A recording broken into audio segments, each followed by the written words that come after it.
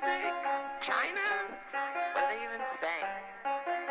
What is this Chinese rap music? Sounds like they're just saying ching chang chong. My chance new girl watch made in China. We play ping pong ball made in China. Hello, I'm Jordan Schneider, the host of ChinaEconTalk, here today with my podcast idol, Russ Roberts of, well, EconTalk. He's a research fellow at Stanford's Hoover Institution and the host of the EconTalk podcast, a weekly interview-based show vaguely about economics, but over time has evolved into an extended meditation on the human condition, particularly as we all strive to adapt to the 21st century. If you want a weekly cue to think more critically and holistically about the world, please do pause here and listen to a few China EconTalk episodes and see if they've hooked you like they've hooked me over the past few years. So, even though this conversation has little to nothing to do with China, seeing as Russ served as the inspiration for this podcast, I hope you all find it interesting. Russ, welcome to China EconTalk. Great to be with you. So Russ, how many hours of your life have you spent scheduling? Well, that's a good question. So we've done 665 episodes roughly. It probably takes about, I don't know. That was a joke. That was not a serious What, the scheduling? Well, I think it's interesting. Yeah. I think it's interesting because, I wonder how much of my I wonder how much of my time on EconTalk is taken up by reading the books, the interview itself, the post-interview edits and additions of links to the episode, the scheduling. Sometimes a guest can take 15 or 20 emails back and forth because there's, some problem or other. So I thought it was a serious question. What do you think the correlation is between good guests and, scheduling dilemmas or the amount of prep you feel like you have to put into each episode? That's a really interesting question. My favorite episodes are almost never the favorite episodes of the listeners. Usually I've read the book already that the guest has written, if it's a book, and I read about 20 to 25 books a year for EconTalk, and the rest are based on articles or other things. But for me, a great conversation is where the guest and I explore some topic related to their ideas or their work, and something new comes up in my mind or their mind. And that's the sweet spot for me. It doesn't happen every week, of course. It's hard to do. Some people are uncomfortable talking to a stranger over Skype. And so I often have to deal with that, where a guest is sometimes not the best explainer or describer of their own ideas. I have to clarify stuff, or they're just quiet. They don't have much to say. They have a lot to write, but so sometimes you get surprised. You have a guest who writes a fabulous book but can't talk about it very well, and that happens. So you have to be prepared for that. You have to be prepared for the surprises that come up along the interview. I usually have a list of maybe 15 questions, maybe a few more, that I want to ask, and sometimes I get to all of them, and sometimes I do get to half of them because we go into other things. So I never want to just ask questions and have the guest answer them and then move down to the next question. I've, over the years, tried to make it more of a conversation and less of a, quote, interview. It's a slight difference, but I think it's an important one. Sure. So let's talk through the kind of life cycle of the preparation and go in a little bit more detail into the points that you just brought up. So first, when it comes to finding the guests, have you learned to screen better over time? Well, when I started, people said, well, this won't last very long because you'll run out of people to interview. That was in 2006. And I wasn't sure how many interviews I was going to do when I started, but pretty soon after I started, I realized I had to do I'd do it every week. So 52 roughly guests a year. Are there 52 interesting economists? 104, 156? How many are there? Well, it turns out there are quite a few, and you can actually interview a lot of people more than once. So that's another way to get fill up the hour.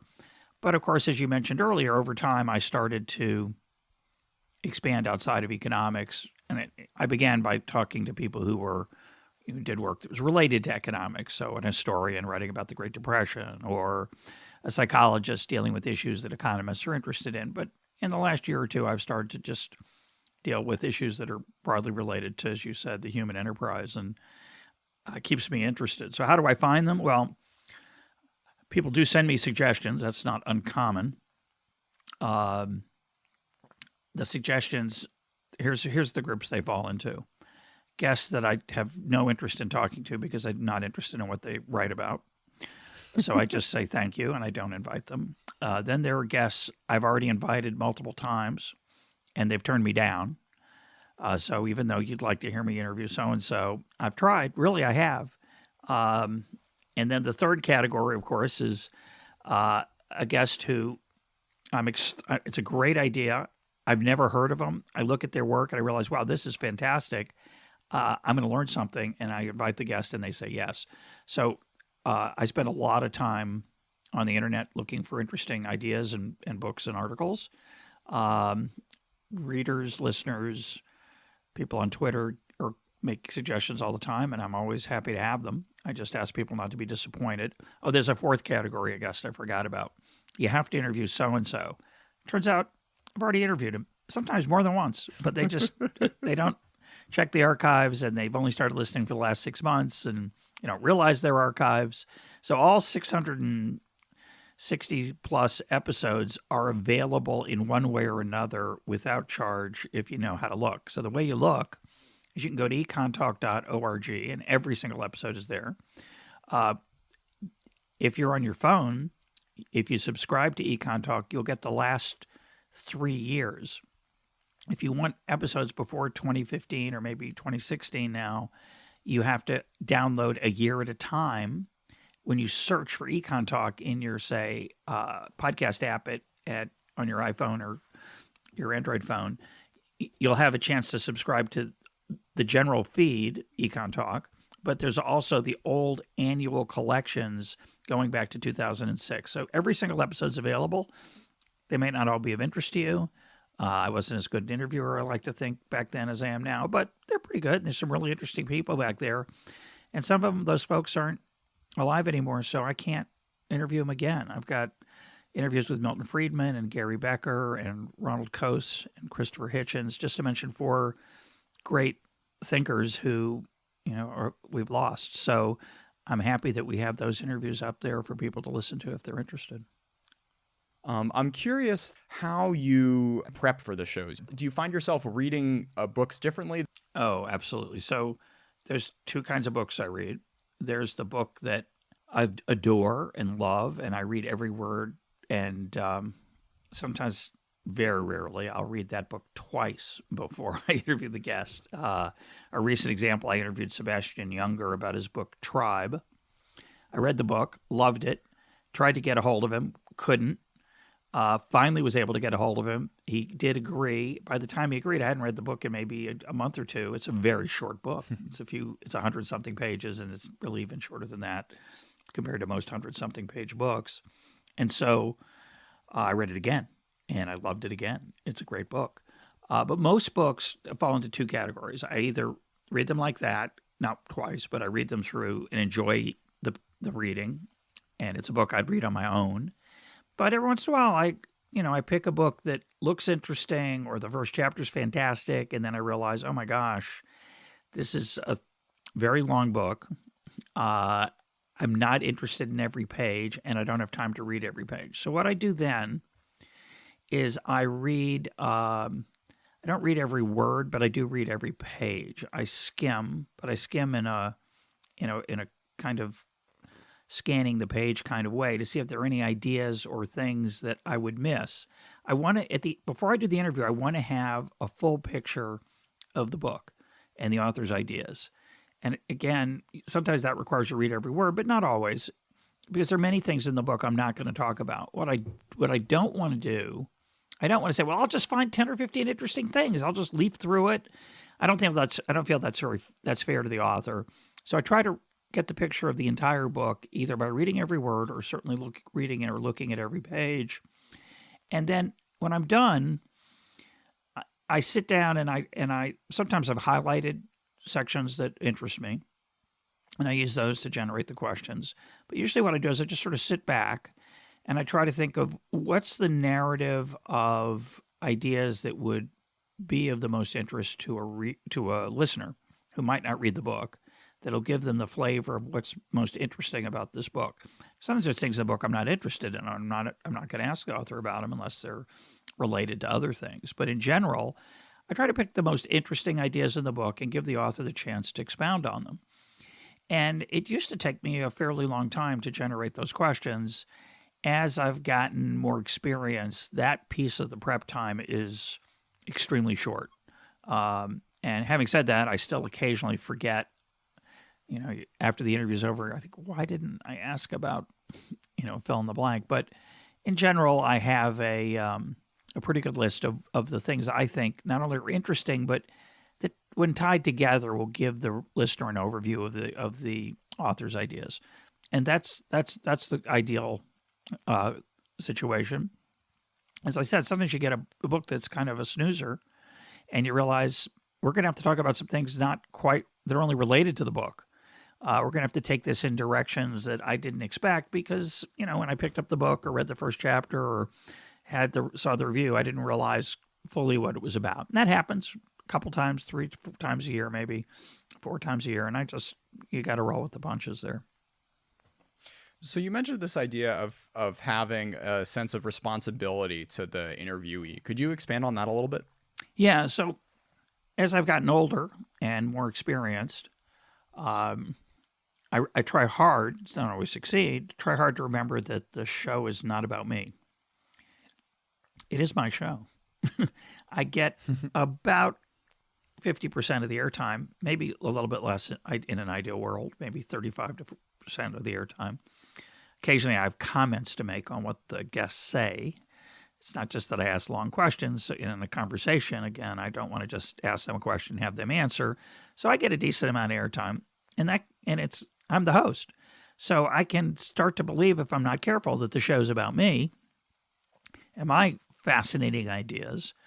And I think that makes for a less interesting show than if the show's about the guest and the guest's fascinating ideas and occasionally my commentary on them. So, I think and also, to be practical, I want people to enjoy being on the show so that they'll come back and that other people will want to be on the show who are interesting. So I try to put the guest at the center of the episode, not me. And it's easy to say that, and you'd think, well, of course it's not about you, but our egos sometimes get in the way. So the challenge is for me to make sure that the intellectual content, the educational content that the guest brings to the table is the center of the episode. And occasionally I'm going to have a strong disagreement with that. And listeners like that. They like when I politely, respectfully disagree with the guest. But in general, across the spectrum of guests who I agree with, disagree with, et cetera, the goal is to let them expound on what they've been working on, thinking about, et cetera, and to let them shine. I try to always give them the last word for sure. And I try to pick the last word to be one that lets them summarize something ideally in a way that moves the listener or informs the listener. It's a show about education. And of course, if it's just about education, nobody wants to listen. It has to be somewhat entertaining. But my goal is to learn something. People say to me, how could you let so-and-so on your show for whatever reason? I always say, well, I learned a lot from them. And I hope you did too. Or people say, that was the worst episode you ever did. That person's a jerk or an idiot or a fool or fill in the blank. And I always think, and I write some back sometimes, you missed a chance to learn something. I don't agree with the person either, but I did learn this, that, and the other, and you missed a chance. So a lot of us, I think, including me, we turn off our brain when we hear somebody who we don't agree with or we think is wrong, and we miss a chance to learn something we might otherwise have learned. Sure. So coming back more to the interview itself, you talked a little bit about the closing idea of these moving moments that you've been able to generate over time. I'm curious if you think about the general arc of the hour-long interviews as well, and how you try to structure them, or is it more of a free-form thing? It's a good question. So you and I are doing this over Skype, and almost all of my interviews are done over Skype. I do maybe 5 a year that are face-to-face, either because I'm out in California and there's some interesting guest nearby, or someone happens to be in Washington and wants to do it face-to-face. And people always say to me, well, face-to-face is better. And that's not true. Could be better, but often it's not. And the reason is that face-to-face means I'm sitting with a stranger, a person I have no connection to other than I've invited them to be on my program. They're sitting across from me alone in a very quiet room. It's a room that's not particularly designed to be comfortable in and conversational because we don't want any distractions, audio distractions. And sometimes the author or the guest is shy and is uncomfortable being 5 feet away from a stranger. And worse, the stranger, that's me, I'm not always paying attention.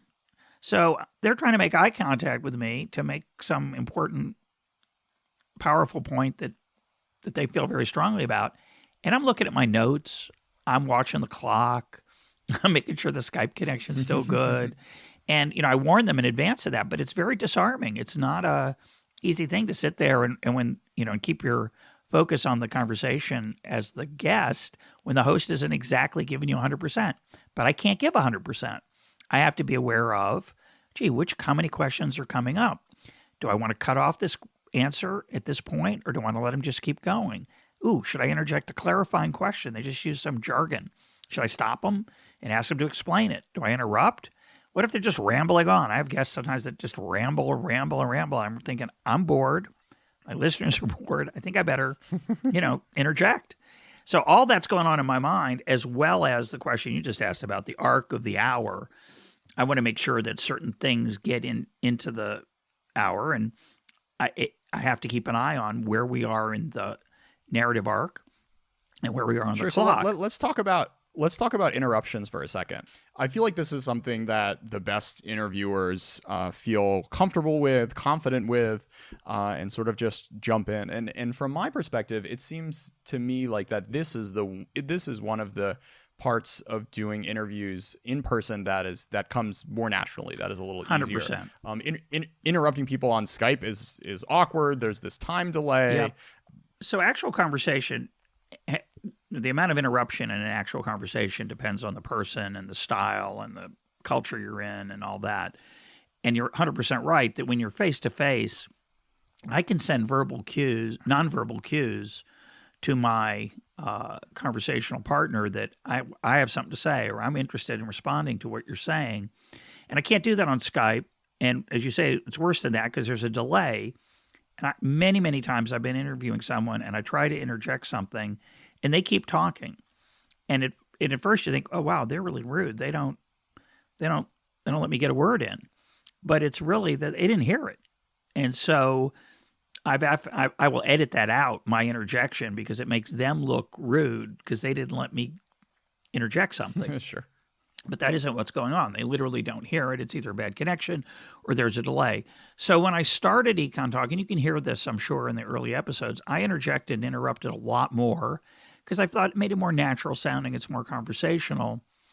Some people complained about it, and I thought, yeah, maybe I interrupt too much. So I try to interrupt less now than I did. I let the guest, unless they're rambling and are incoherent, which is rare, they're just sort of off the track, and I'm thinking, where's this going? I try not to interrupt, even though in a conversation that was face-to-face, I might be doing that. So the other thing I do, and perceptive listeners have noticed this, is that I send positive verbal cues, even though it's over Skype.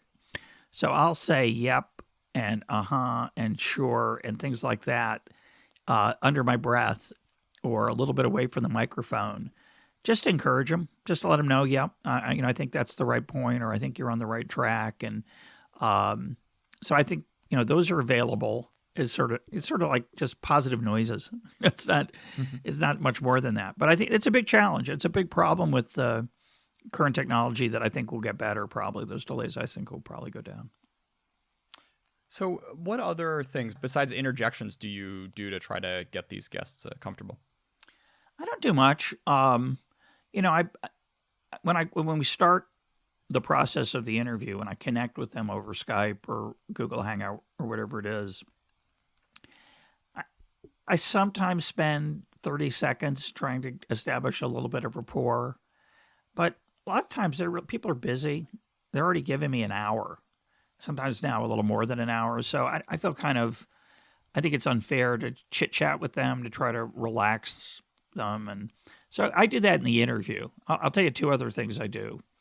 When I first started, and again, if you go back and listen, I would have a opening question that might be something like, ask them about their book or some topic I want to ask about. Let's say it's tax rates, just to pick a boring and uninteresting example. So I would put in my notes tax rates after my introduction. And what I found I did, and it drove me crazy, and I'm sure it drove listeners crazy, and I hear it on other podcasts and I hear it on other online interviews, is that having introduced the guest and now I'm about to ask the first question, I really would struggle to get that question out. I'm a little nervous. The guest is a little nervous. And I'd do the rambling thing myself. I'd say, well, I wanted to start with, tax rates and their impact on say, work incentive. I mean, what do you think I'm not sure. There's a lot of differences in the literature. There's different, where do you stand? That kind of opening. And if you go back, you'll hear me kind of, the word for it, it's not a word, but it's the right way to say it. I'm fumphing around. I'm just kind of a little bit lost, and that's probably Yiddish. But after a while, I realized that's just so hard to listen to, especially as the opening 30 seconds. And often it would go on because I'd be kind of trying to find the end of the question. And so what I've done for a long, long time now is I script the introduction and the first question word for word. And that might be 75 words. And I probably didn't do the introduction word for word in the old days. I'd say so-and-so is a professor of economics at Sunshine State University. Their book is da-da-da-da. And welcome to EconTalk. But now I give it a little more thought, and I write it out verbatim, and I write out that first question verbatim. And that first question usually has some introductory remarks, say, about the book. And when I used to do those on the fly, they're awful. First I justified it to myself saying, well, it's more conversational, it's off the cuff. But it's not. But it's boring. It's boring. I think you talked about the kind of respect for the author and the respect for the audience idea, and it's like, okay, how many X thousands of people are going to be listening to this, and you couldn't take the 30 seconds to script out the part when you were nervous. It's funny because I actually had the same exact experience of my first handful of episodes where I would stutter on the first question, stutter on the interview, and then Kaiser Kuo of Seneca basically told me, Jordan, just script the first few questions and things will go a lot smoother. Yeah. And they have, which is it's a funny thing how, even after, you recording hundreds of episodes, there's still a little bit of nerves because, as you said, you're talking to a stranger. Yep. And I just gave you a bunch of yeps and an absolutely and a little laughter, and you just gave me some laughter. Those are those kind of positive cues I was talking about. But the point is exactly right, that there's that nervousness about I'm not sure where it's going. And then you can also work yourself into a state because you realize, oh my gosh, I'm really rambling on this question. And then you're really in trouble. So anyway, I script those out, and I usually script out a bunch of the questions, but I don't always end up asking them in the word-for-word way because something may have come up in the meanwhile. So you mentioned that there are other podcasters, interviewers who you admire. Could you talk a little bit about who are the folks you look up to who do this sort of thing? I don't listen to many, actually. I'm not a commuter. I don't exercise enough. And when I do, I don't listen to podcasts. I don't have a dog. What do you listen to when you exercise? Rock, Irish music, typically. Irish music, yeah. Okay. If I'm doing something that's physically demanding, I like bluegrass, Irish music, music that has a driving beat, but not ballads, not Irish ballads. But so I don't really listen to many podcasts. I don't have a lot of role models because I don't, or people to steal from because I just don't listen to them. This American Life is is fabulous. And I'm blanking now on the other one I really like. Terry Gross. No, I don't listen to Terry. I know I've heard, no, not into her. no. Well, I just don't. I think she's great. Whenever I've listened to her, I've enjoyed it. I'm thinking of another podcast. It's not 99% Invisible. It's another one that's skipping my mind right now. It'll come in a second. But here's the thing: most of the great podcasts, and I mean the kind that blow me away, where I'm just moved to tears or just I get goosebumps. They're doing something different than what I'm doing. They're running a online storytelling magazine. This American Life is vignettes and stories from the American experience, and that's not what I do. I'd love to do that. I just don't do it. Sure.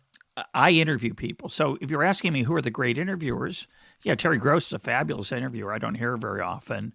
There aren't a lot of people that I think of or know of. I've kind of tried, I've tried to develop my own style. I wish I had somebody I could steal more from, but I don't. Today's podcast is sponsored by the University of San Francisco. As you all know, I'm currently on the job hunt and have recently been spending a lot of time on LinkedIn looking for policy-related jobs at tech firms. I keep running into these job listings with titles like economist at places like Airbnb and Uber, but my sorry technical skills mean I never instant apply for those. If I'd only known that at the University of San Francisco's new Masters in Applied Economics, in 2 short years as opposed to the 6 or 7 it takes for a PhD, you could get the skills needed to join one of those teams. The program combines economics training with practical skills and data analytics needed to understand the new digital economy. Plus, for those non-US students out there, as the program is designated STEM, you can keep working in America for 3 years after you graduate with no visa issues. To learn more and get an application fee waiver, go to usfca.edu/Jordan. Now accepting applications for this fall. Do you think Adam Smith would have done a good job as the host of a interview-based podcast? I don't think so. He did have a characteristic that I like to think helps me, which is intellectual curiosity. I think what makes EconTalk one of the things I like about the show, and as you point out, we've gone to a wider array of topics, is that I don't just talk about Bitcoin every week. Now, I have many listeners who wish I did talk about Bitcoin every week or monetary theory. And we have a lot of episodes on Bitcoin, and they go back a long way. We were early on Bitcoin, and we have a lot of episodes on monetary theory, but I don't have a lot more to learn right now about Bitcoin or monetary theory. I don't want to sound arrogant. It's not that I know everything about them. I don't. Nothing close. The problem is I don't think there's anyone else who does either. If I could meet that person, if I could learn something from them, I'm still happy to talk about either of those. But in general, I'm going to talk about other things, things I think are more interesting that I can learn more from those interviews. And so that's my goal. Now, Adam Smith, he was interested in tons of stuff: astronomy, economic history, fascinating questions of how we should organize education, the role of trade, the human condition, what makes us tick, the respect we want from our people around us. So he was interested in tons of stuff. And people call him the first economist. I really think of him as the first social scientist. He was interested in psychology and history and philosophy and economics and sociology and anthropology. So, he wanted to think in a somewhat systematic way about those things, which is why he still has something to teach us. But I think in that sense, I think he'd make a good podcast host. On the other hand, he was a bit of an offbeat person as far as we know. We don't know that much about his personality, but he had a lot of close friends. He was a social person. So maybe he'd been good at it. I don't know. Hard to know. Okay. I don't think his recording ability was very high. So I don't think he had a good Skype connection in 1759. So he'd have to find maybe just chat with David Hume, and they'd write it down. Yeah. That would be good. Have somebody take notes. I'm sure I'd love to have those transcripts. We unfortunately cannot listen to the Hume-Smith hour, but we still do have some of the standouts from EconTalk's library. So I'm curious if there are a few shows that were particularly memorable to you over these years that you'd like to recount, and any life lessons or podcasting, interviewing lessons you think you've learned from some of these standouts. Sure.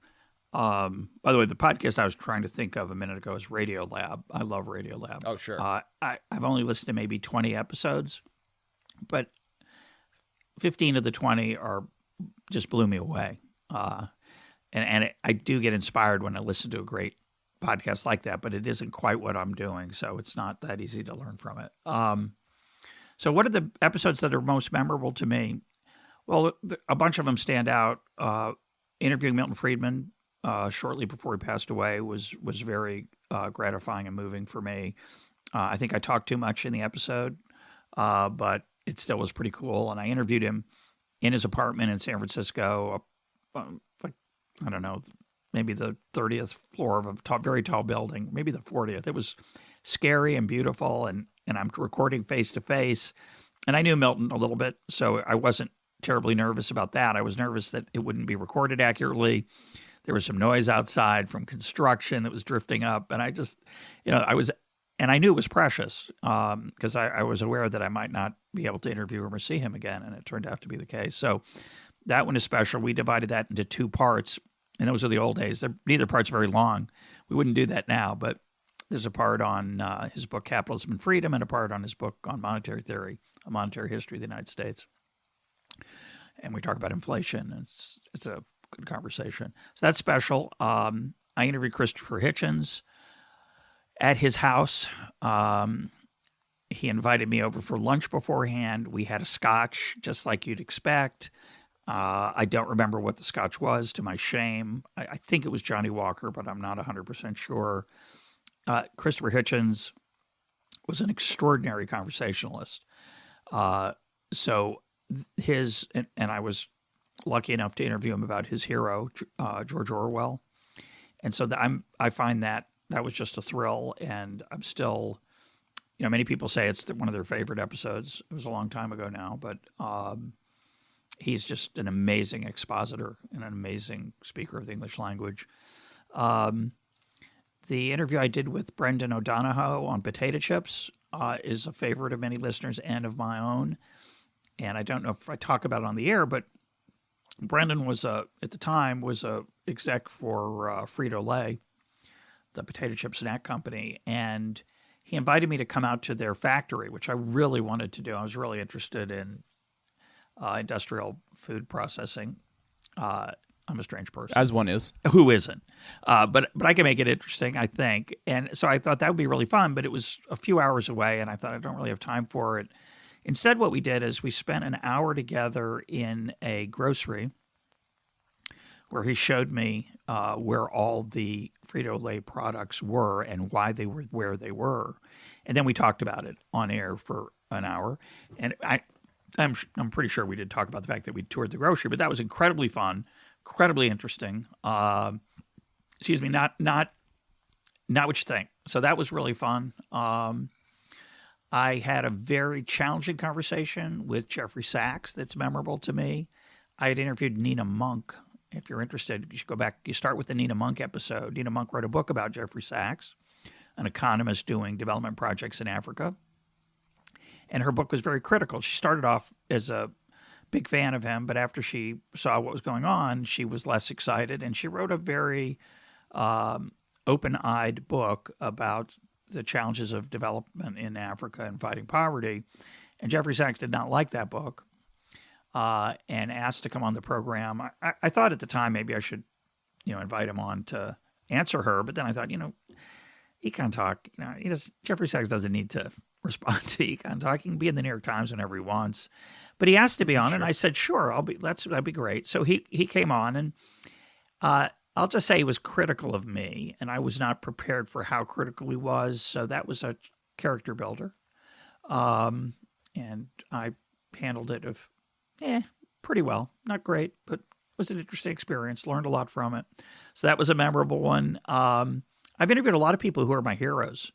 So I got to interview Mark Halperin, who's my favorite novelist, who wrote Winter's Tale and Soldier of the Great War and The Pacific. He's just an incredible prose writer. He wrote a book about property rights, and so that was an excuse to talk to him. I got to interview Bill James. Bill James, who writes on baseball and other things as well, but we talked about data and statistics and what we can learn from them. and that was last year. That was an amazing experience for me. Milton Friedman, Ronald Coase, probably one of my 5 favorite economists. Also interviewed him. I think he was 102. That was a lot of fun. And I would say I'm probably missing a few people. Alex Guarnaschelli, the cook, the chef who was on Chopped. That was a blast. Talking to her about how to run a great restaurant in New York City and the challenges of that. And when you have the ability to ask dumb questions of really smart people, you learn some great things. And so there's just a lot of them over the years that gave me a thrill. Literally gave me a thrill where I'm nervous because I'm so excited for the chance to talk to so-and-so. So that's a wonderful part of my job.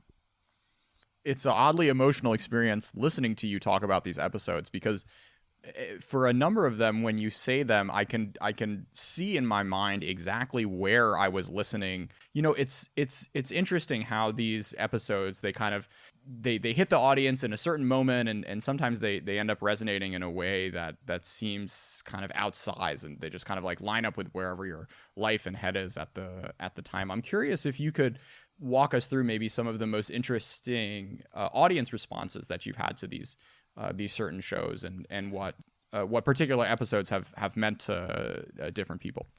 Yeah, I don't know. That's hard because, as you know, one of the challenges of being a podcast host is that you're not always sure how people react, because most of them don't tell you by definition. I get emails. Sure. I get emails. Any episode, though, that I think is great. I'll say a couple things. First of all, there are episodes that I don't love that listeners do. That always thrills me. It's like, I put an episode out and think, oh, this was so disappointing. So we got a little Freudian slip there. You said you were going to say students? Yeah. Yeah. Well, I think of myself as a teacher. I taught in the classroom for 30 years, and I don't teach in the classroom anymore. And people say, do you miss teaching? And I think, well, I'm still doing it. I'm just not doing it in the classroom. And EconTalk is my classroom to some extent.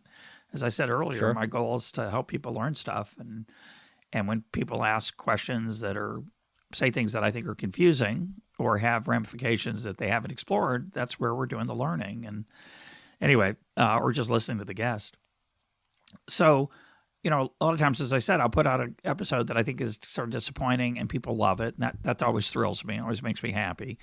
And occasionally I'll put out an episode that I think... It doesn't make you angry in any way? No. Man, no. This dumb audience, they have no taste. No. Here's what I struggle with. What I struggle with is when someone says, this is the worst episode you've ever done. And that'll be a comment or a response on Twitter or an email. And I always want to write back, oh, do you disagree with the author? Because that's what they really mean. They really mean is you've never had a guest on who I disagreed with so much. And that's not a good argument for calling it a really bad episode. To me, Sure. I don't want to have episodes on where people just agree with me. And the other thing I love, it's not quite what you asked, but I'm going to tell you anyway. People will say, how could you let so-and-so say that and not respond? How could you let them get away with that? And I always, when I can, I write back and I say, first of all, if I spoke up every time I disagreed with a guest, the guest would get no time. I'd be talking the whole time. I disagree with lots of things my guests say. But the more important point is, so what's the harm? You're worrying that listeners might think it's true because I didn't point out that it's wrong? That's your job, listener. I trust my audience. A lot of times somebody will say something, I'll challenge it, they'll respond, and I think it's a really bad response, but I'm not going to then get into an argument with them. I expect my listeners to understand, oh, boy, they really didn't have a good answer to that. Or vice versa. I love it when people say, you lost that one. Yeah, Russ. Exactly. Yeah. So-and-so got the better of Russ in their exchange. And I'm thinking, oh, so you agree with them beforehand and after. Okay. And all the people who disagree with them and say, oh, no, Russ got the better of it. I always think, oh, you already agreed with me. It's so subjective and so much based on your previous biases. And it's kind of funny.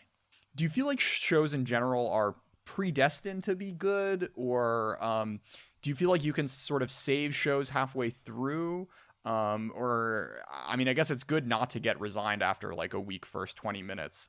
Well, I don't edit my episodes other than when I lose my train of thought or the guest coughs or I cough or whatever, except for in a few exceptions. And those exceptions are almost always where I'll tell a guest. It's not, every once in a while a guest says to me, I shouldn't have said such and such. Can we cut that out?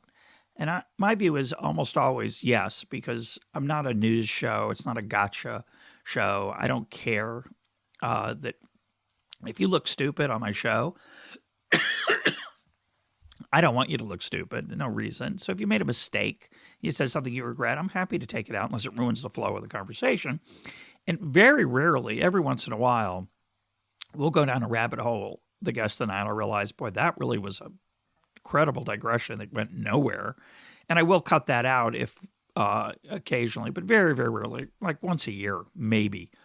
So in general, if it's not going well, I'm just sitting there going, boy, this is not exciting. I try to amp up my energy level at that point and try to think of more interesting things to say to keep the listeners entertained. And again, I have a very low bar for a good episode. My good episode is I learned something. I mean, to me, that's that's fabulous. I don't want to really suggest it's a low bar. It's really great. And it might just be one thing. And I had a guest on earlier this year, or last year, recently, A.J. Jacobs, who wrote a book called Thanks 1,000.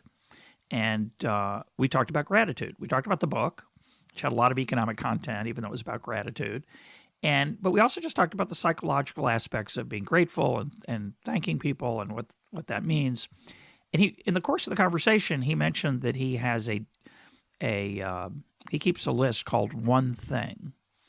And in One Thing, when he goes to a lecture or has a conversation or reads a book or comes back from a movie or whatever it is, if there's something that he wants to remember from that, and it's usually just one thing, he writes it down. And I think that's just a fabulous habit. And I've started my own file on my computer called One Thing, where I do that. If something comes up in a conversation that I want to remember or that I think is precious, I write it down because you will not remember it. And it's lovely to go back through it and just be stimulated by the last year's One Thing. But in general, one thing is a huge number. One is a big number. So if I can have a conversation where one thing comes out of it that's memorable, and I'm not going to describe this explicitly, but I have lots of episodes that I thought were duds, where the guests were not that exciting.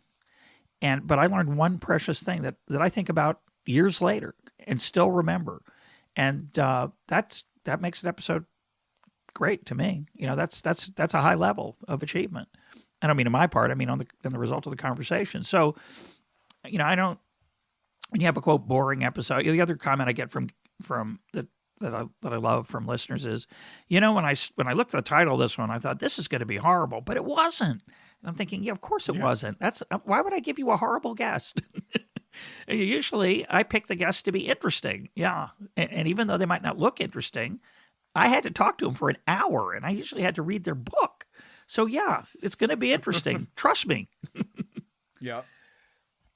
It's interesting though, because I do have this tension that you mentioned before, where sometimes you read the book and you read the first chapter and you only have so many hours in a week, so you can't pre-read a book and then reach out to someone, right?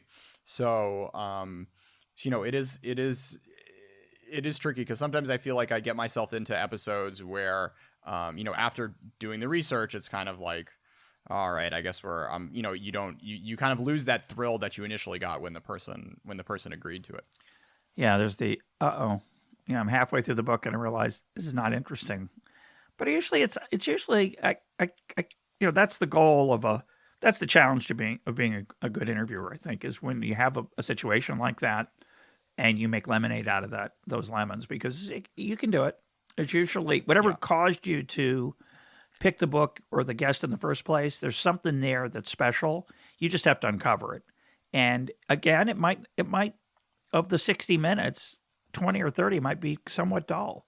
But there's going to be my goal is that there's a gem somewhere. Ideally there's 50 or 60 minutes of jewelry, but that's unrealistic. And so sometimes you gotta hope for one. Can you talk about the challenges and possibilities inherent in interviewing people who have very different backgrounds from you? I feel like I kind of gravitate or have gravitated too much towards like white American youngish men who are interested in China, just because I know exactly what their wavelength is, and I'm like pretty sure we're gonna have a fun conversation. And for you, there's the like PhD economist, like libertarian, who's writing about economic theory or what have you. Yep. But I'm curious how you kind of adapt yourself and your preparation and your approach to folks who you don't. What's in Chinese, it's ijian rugu. It's like as soon as you see them, it's like you've known them for a long time. Yeah. There's three aspects to that. I'm not sure I'm going to remember all three, but I'll try. I'll get started. First, there are people who disagree with me, who come at the world very differently than I do. And that's always interesting. Listeners really like that. I try to get those guests on as much as possible. They don't always agree because they're afraid they're not going to be treated well. One of my favorite episodes will be the ones where the guest at the end says, I enjoyed that. And you can hear their surprise in their voice because they weren't expecting to. They agreed to it, either with their publisher. They put their body armor on. Yeah, they were all ready to go to war. And then it turned out we had a good conversation. So those are always fun. The non-economists, for me, I've always had wide interests, and I read fairly widely.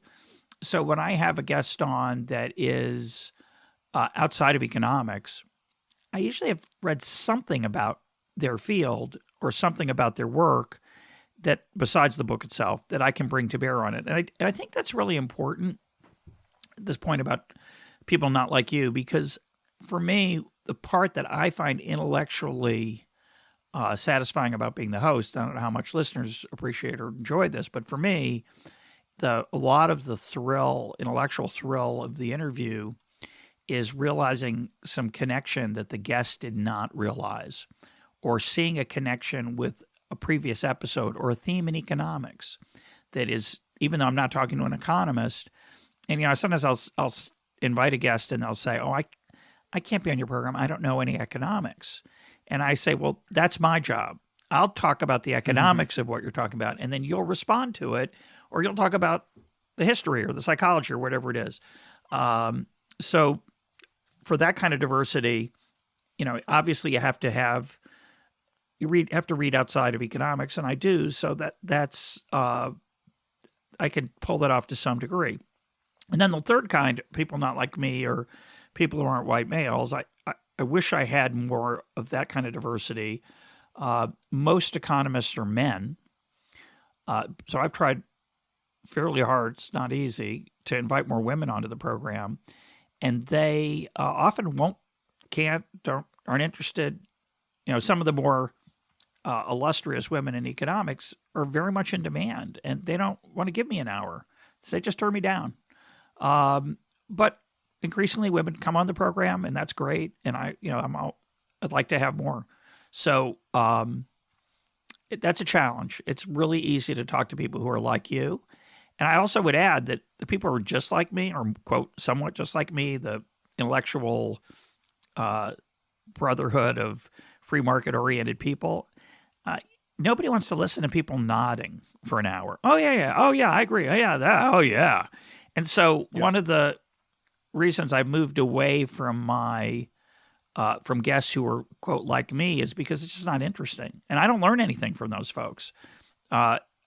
Now that's not always true. I have lots of wonderful guests who are free market oriented. I've learned a ton from in real life and on the program. But I'm not interested when someone will write a book that they know I agree with, and they think, oh, of course I'll want to interview them. And the answer is not really, because I already know all that. It's not so interesting to me. And so I've tried to diversify on that front.